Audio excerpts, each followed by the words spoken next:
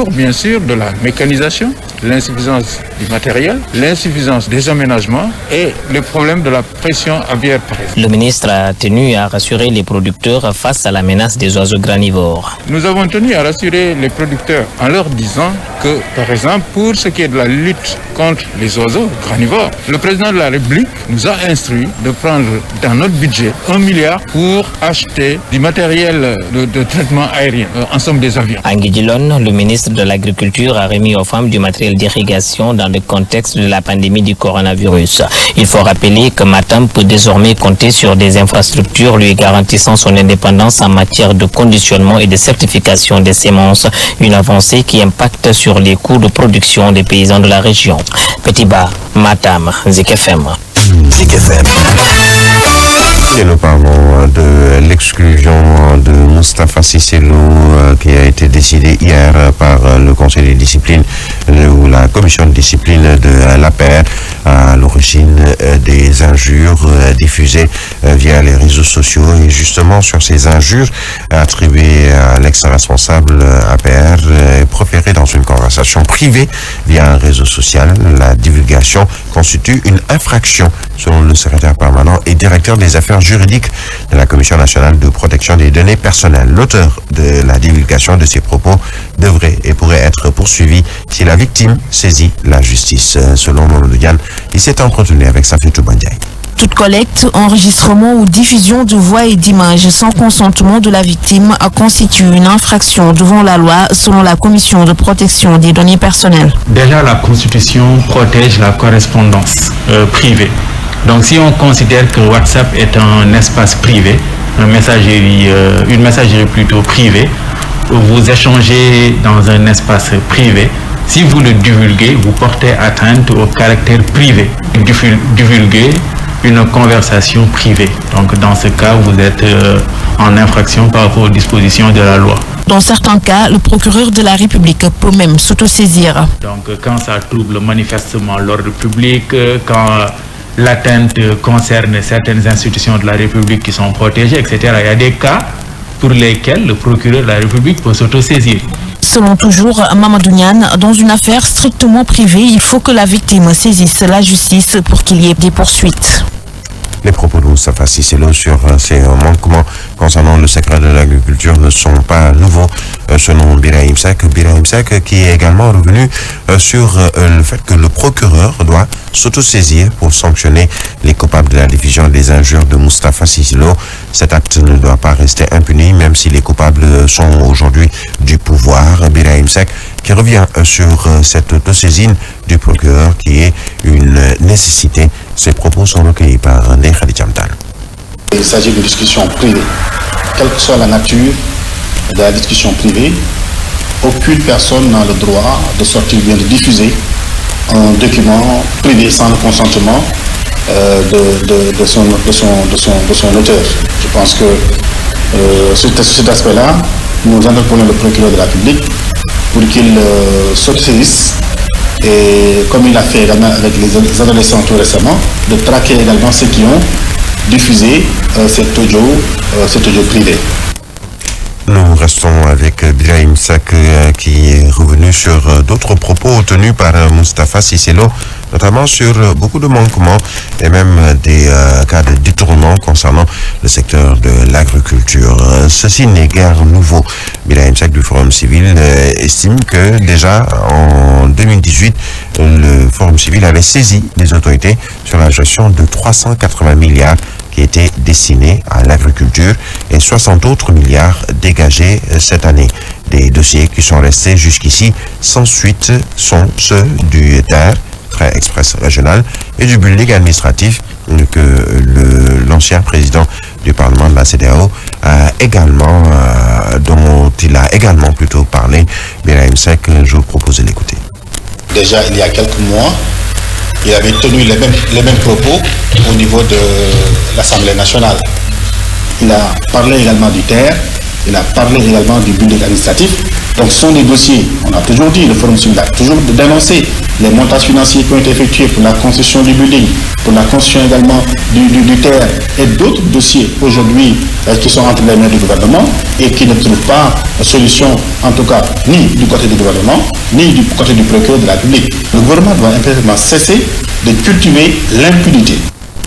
Et nous parlons justement des conséquences de ces propos de Moustapha Cissé Lo, exclu définitivement du parti APR. Aujourd'hui, des responsables se mènent une guerre sans merci. Et ce, depuis que le chef de l'État a entamé son deuxième et dernier mandat. Mais un parti peut bel et bien exclure un de ses membres et mais ne peut lui retirer son mandat de député. C'est en tout cas l'avis de l'ancien député et président du parti Agir. Toutefois, Thierno Bokoum précise qu'un député qui démissionne de son parti de son propre droit est cependant déchu de son mandat. Aminata Dramé.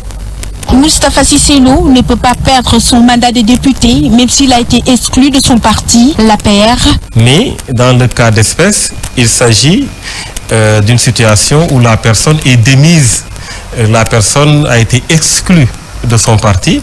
Donc, bien entendu, Moustapha Cissé Lo reste député à l'Assemblée nationale. Mais par contre, un député qui démissionne de son parti est automatiquement déchu de son mandat si l'on se réfère à l'article 60 de la Constitution et 7 du règlement intérieur de l'Assemblée nationale. À partir de ce moment, on peut véritablement parler justement de cette possibilité de perdre son mandat. Toutefois, les soubresauts de notre République, tantôt qualifiés de bananières, ont déjà vu des députés exclus de leur parti perdre leur mandat par une interprétation partisane de la loi. Nous restons sur cette guéguerre qui existe et que se mènent des responsables de l'APR. Un mandat est à l'origine, c'est le dernier ou second et dernier mandat du chef de l'État Macky Sall, par ailleurs président de l'APR. Un mandat d'ailleurs sur lequel les responsables sont encore divisés. Le camp de ceux qui se sont rendus à l'évidence qu'il s'agit là du dernier mandat et qui cherchent aujourd'hui donc à se positionner comme potentiel futur candidat à la présidentielle. Et l'autre camp, ceux qui croient encore à un miracle constitutionnel. Fatla Mbeidjo. Nous avons quelques problèmes internes que nous réglerons, mais nous sommes de la même famille. C'était la réplique d'Amadouba au mois de mars, alors qu'il se prononçait sur sa probable exclusion de l'APR. Eh bien, cette famille semble s'effriter depuis un bout de temps. L'APR est dans des zones troubles, avec des guéguerres entre militants qui n'en finissent pas, mais qui ont certainement des soubassements politiques. Une guéguerre de positionnement, de dénigrement. Les ambitions des uns et des autres semblent détendre sur la cohésion de la famille apériste, qui risque de disparaître politiquement si Macky Sall se limite à ce second mandat. Mort politiquement car le parti n'a pas de numéro 2. Et c'est le moment, même si certains accusent Amadouba de lorgner le fauteuil du chef de l'État. Autre enjeu, c'est Dakar. Dakar qui aiguise beaucoup d'appétit et qui a fait naître beaucoup de polémiques. Qui dans l'APR pour être choisi comme candidat à la mairie de Dakar, autant d'enjeux qui provoquent des bisbilles et guéguerres entre militants apéristes qui se regardent actuellement en chien de faïence. En tout cas, il s'agit là de la seconde exclusion d'un responsable de l'APR. Après Moustapha Diakhaté, c'est au mois de janvier, la commission de discipline de l'APR exclut également Moustapha Cissé Lo. La commission de discipline de l'Alliance pour la République qui a délibéré à l'unanimité a décidé de se séparer de son Moustapha. Fatmata Diop.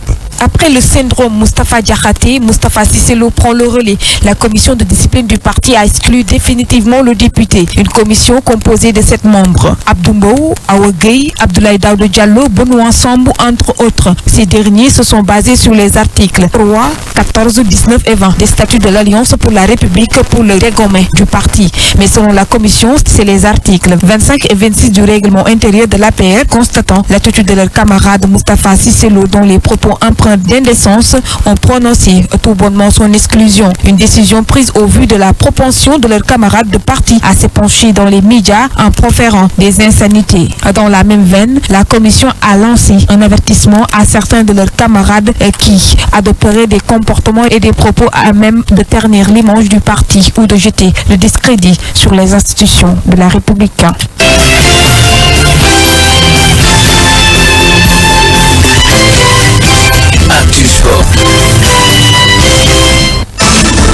Et dans ce studio pour nous présenter la page des sports, Papa Ntambo, bienvenue, bonjour. Merci à vous, Bilam Touré, bonjour. Alors, reprise des activités sportives au Sénégal, le ministère des Sports donne rendez-vous aux acteurs après la Tabaski. Oui, le ministre des Sports a présidé hier une réunion de concertation sur le programme de reprise des activités sportives et c'était en présence des représentants des fédérations sportives, du CONOS, des représentants du ministère de la Santé, le préfet de Dakar et le gouverneur de Dakar. Le gouverneur de Dakar est revenu sur la situation très difficile qui prévaut et a estimé qu'il est périlleux de prévoir un redémarrage immédiat des activités. Les représentants des fédérations sportives ont tour à tour parlé de la situation de leur fédération et des perspectives de reprise de leurs activités tout en respectant les mesures d'ordre sanitaire. Ils ont tenu à rappeler l'importance de la reprise des activités sportives au regard des échéances continentales et mondiales de 2021 et 2022. Le ministre des Sports a mis en évidence l'attente de l'après-Tabaski pour faire une relecture de la situation et d'attendre le mois d'octobre pour faire une évaluation exhaustive. Matarba annonce une ligne budgétaire pour l'accompagnement des fédérations sur la base d'un programme. Nous parlons de Covid-19, 11 cas positifs au FC Dallas, forfait pour la reprise de MLS. Oui, la Ligue nord-américaine MLS a annoncé le forfait du FC Dallas pour la reprise de son championnat. 11 membres du club, 10 joueurs et une personne du staff technique ont été testés positifs au coronavirus. Par conséquent, la franchise texane et l'organisateur ont préféré ne prendre aucun risque depuis le mois de mars. Aucun match n'a eu lieu sur le continent nord-américain à raison de la pandémie du Covid-19. La saison doit reprendre mercredi par un tournoi organisé à Orlando, à Disney World, également touché par une série de cas.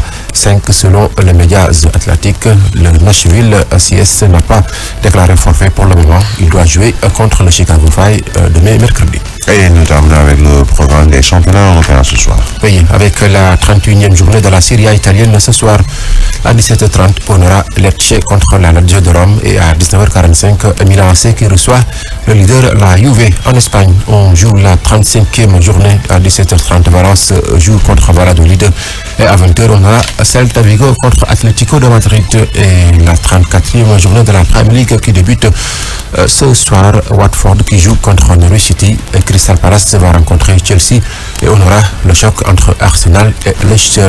Birahim, ça met tout pour cette page de sport. Merci à vous, Papa Ntambo. 18 minutes après 7h.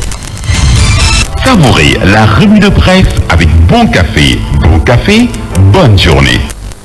Fabrice Kema, bonjour. Sénégal, bonjour. Tchèque, coronavirus, ouais. Bon, la tribune au chapitre de l'actu Covid-19 retient des chiffres du Moussibada Roulaye, à savoir 44 cas graves admis en réanimation et 136 morts. Et c'est avec la mort dans l'âme que le quotidien évoque la progression fulgurante de la pandémie, histoire de dénombrer 1100 cas entre Yoff, Ngor, Almadi et Ouakam. En tout cas, forte fièvre à Dakar, ouest, où la zone la plus touchée par le coronavirus. Voilà ce que nous livre le quotidien Vox Populi, sans contour ni détour, dénombre 138 morts, 44 cas graves et 78 nouvelles infections infectées. Le ministre des Transports aériens l'est-il? En tout cas, Vox Populi d'indiquer qu'Ali Ounsar, puisque c'est de lui qu'il s'agit, est aujourd'hui placé en quarantaine suite à un contact avec une personne positive à la Covid-19. Que retenir d'autre de la Covid-19 sinon l'information de Vox Populi, à savoir l'alerte de l'ONU-SIDA qui informe que la pandémie de l'heure a réduit de 30% les fonds destinés à la lutte contre le sida. Bon, restons avec Vox Populi qui révèle à sa une que le peloton d'exécution de l'APR fusille El Pistolero. Aussi, Vox Populi nous informe que l'Assemblée nationale dénonce des dérives indignes d'un représentant du peuple. Et pour bien informer le peuple, il y a la tribune qui titre « Défenestrer des rentes de l'APR, tout sur l'exécution de Moustapha Cissé Lo, dit El Pistolero, alias El Sanguinero. Et puisqu'il est dit Tondou Galaj, le journal du groupe des médias affiche la réaction et à chaud, s'il vous plaît, de Nyangal National Universel Mondial. Haj Macky Sall, en effet, dira trop c'est trop, nous un peu tout. Renseigne la tribune au journal de nous renseigner que des sanctions ont été demandées contre Farbangom à la question de savoir qui est qui ou qui a fait quoi. La tribune préfère s'intéresser à l'avenir politique de Borom Kouroubaï Fall, histoire de savoir, pour faire savoir si, eh bien si, les Moustapha Diakhaté et Cissé Lo vont s'allier à Ndamal Kadior, ancien spermatozoïde futur cadavre. Pour l'instant, l'exclusif à propos de la sanction contre El Pistolero ne retient qu'un jugement à la Salomon au sein de l'APR. Pourquoi? Parce qu'il s'agit bel et bien du glaive au guerrier et le gerbe au griot. Renseigne l'exclusif, le journal, de rappeler qu'ils ont tous deux insulté pourtant, d'où l'interrogation du journal critique ce matin, à savoir fin de règne ou crise de croissance. En tout cas, ça sent une affaire de cœur bouki et de baïré bouki, d'après critique qui souligne que Ndeketeyo, le parti de Macky Sall, comme une armée mexicaine, travaille à sa perte.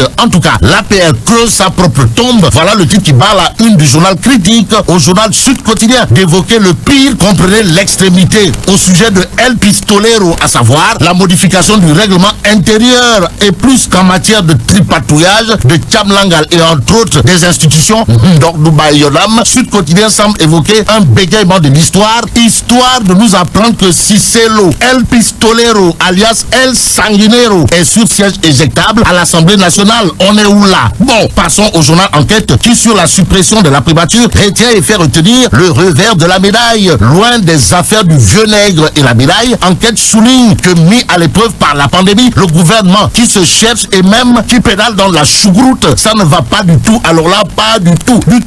D'où la réaction chirurgicale de Théodore Chérif Monteuil, député du peuple dans Enquête, à savoir ce qui se passe, c'est un désordre absolu. La preuve avec Direct News qui ce matin note, vilipendé par des médecins doctorants, manipulés et brocadés par ses détracteurs qui sont en réalité des nègres au service de Diou. Ibrahima Soukandela Diouf se lave à grande eau et réaffirme ses convictions. Donc c'est par conviction que Ibrahima Soukandela Diouf dira dans Direct News ce que j'ai fait en tant que directeur des ressources humaines au ministère de la Santé en l'espace de 5 ans. Je ne pense pas qu'il y ait eu autant de résultats depuis la création de ce département. Que retenir d'autres de Ibrahima Soukandela Diouf dans Direct News, sinon ce que nous dira l'homme, à savoir les doctorants faisant un travail formidable, mais je ne pouvais pas les loger dans une catégorie socio-professionnelle. En tout cas, j'avais bien alerté qu'il n'est pas possible de prendre des étudiants en 7e année et contractualiser avec eux. Voilà ce que déclare Ibrahima Soukandela Diouf dans justement Direct News. Le journal d'indiquer d'autres propos de l'homme, à savoir mes détracteurs cherchent à me nuire en me présentant comme un monstre. Ça veut dire quoi? Eh bien, ça veut tout simplement et tout bonnement dire, d'après Direct News, que Koubotbouki Hajbaoule.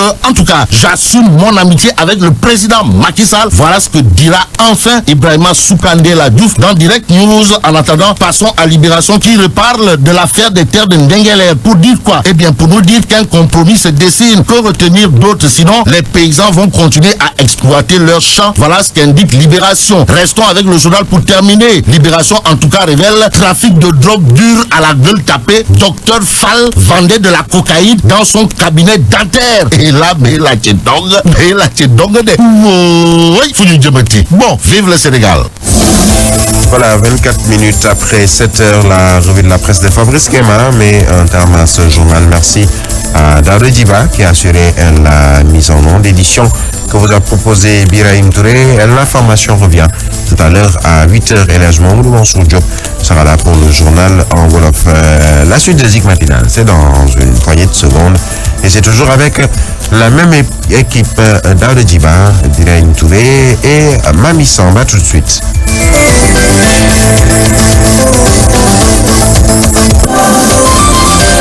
L'actualité autrement, Zik FM.